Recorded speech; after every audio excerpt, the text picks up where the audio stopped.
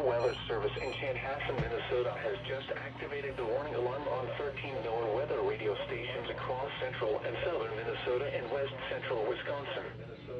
During dangerous weather situations, these specially built radios are automatically activated to warn for the hazard. Tests of these radios are normally conducted by the National Weather Service in Chanhassen every Wednesday at 1 p.m. If severe weather threatens the area near the normal test time, the test will be postponed until the next good weather day.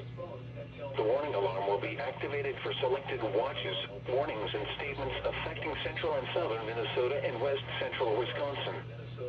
This concludes the test of the warning system.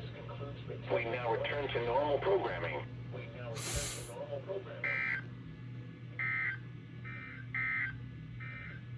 This is Weather Radio Station KEC 65 Minneapolis, St. Paul, on a frequency of 100.